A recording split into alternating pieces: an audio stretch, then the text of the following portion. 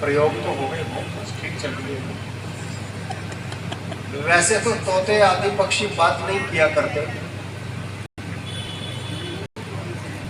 परंतु समझाने के लिए दृष्टांत है कि वो तोते से बात किया करता है एक लड़का। कभी उसको लाल मिर्च खिलाता जो कि तोते को बहुत प्रिय होती है, जिसको दोपहर के भोजन में खा खा करके अब तक भी मुंह जला हुआ है मेरा।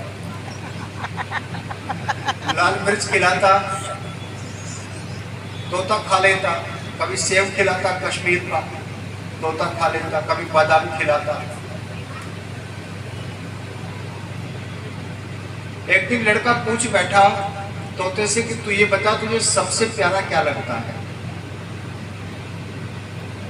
तोते ने थोड़ी देर विचार किया और कहने लगा एक बार पिंजरे का दरवाजा खोल के दिखा तब बताता हूँ सबसे प्यारा क्या लगता है। इस दुनिया में सबसे प्रिय अगर कुछ भी है व्यक्ति को तो वो स्वतंत्रता है। एक भिखारी दिन भर भीख मांगता है, 40-45 डिग्री टेम्परेचर में सड़कों पर 12-12 फिरता है, एक एक दुकान पर जाता है, एक एक घर में जाता है, और कभी भरपेट रोटी मिल जाती है, कभी वो भी नहीं मिलती। कोई रेलवे स्टेशन पर पड़ा हुआ है, वस्त्र नहीं है पहनने के लिए, कोई फ्लाईओवर के नीचे पड़ा हुआ है, कोई सुख सुविधा नहीं, सर्दियों में ठंड मारती है, गर्मियों में गर्मी मारती है, और उसको आप कहें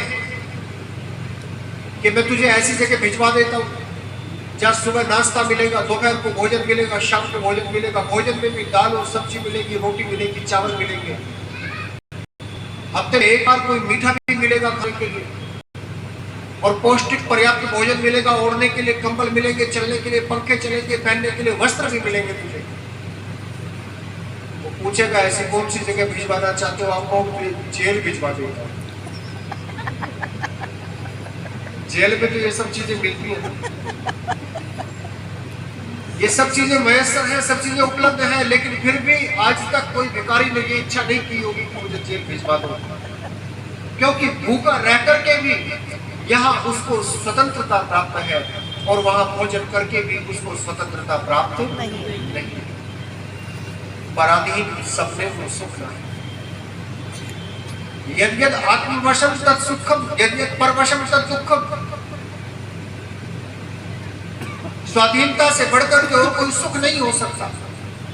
तो जब हम ऐसे पर्व मनाते हैं, जब हम ऐसे त्योहार मनाते हैं, जब ऐसे महीने आते हैं, अगस्त के महीने आते हैं, और उनमें जब जनवरी या अगस्त में 26 जनवरी और 15 अगस्त को मनाते हैं,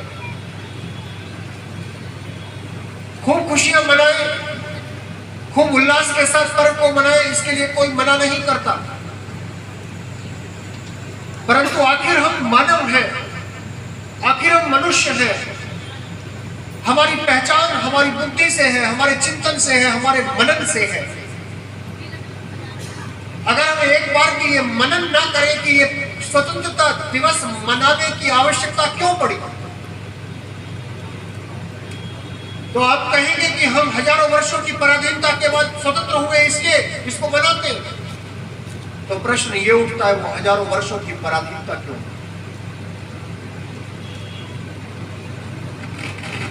ये रत्न गर्भा वसुंधरा, ये भारत भूमि, क्या यहाँ अन्न की कोई कमी थी? क्या यहाँ धन धान्य की कोई कमी थी? क्या यहाँ ज्ञान विज्ञान की कोई कमी थी? क्या यहाँ वीर पुरुषों की कोई कमी थी? क्या यहाँ के लोगों की भुजाओं में बल न रहा था? आखिर कारण क्या था जिसके कारण हम पराधीन हुए? जिस राष्ट्र का इतना ऊंचा स्थान बताया जाता है कि मनुस्मृति को आप उठा करके पढ़ेंगे, जिस मनुस्मृति को लोग जला देने की बात करते हैं, आग के हवाले कर देने की बात करते हैं, जिस मनुस्मृति को भेदभावपूर्ण ग्रंथ बता करके फूंकने की चर्चाएं चला करती हैं, उस मनुस्मृति में एक बार भारतवर्ष का वर्णन पढ़ करके देखिए। मनु जी महाराज कहते हैं, एतत् देश प्रसूतस्य सकाशात् अग्र जन्मनः स्वं स्वं चरित्रम शिक्षेरन् पृथिव्यां सर्व मानवाः।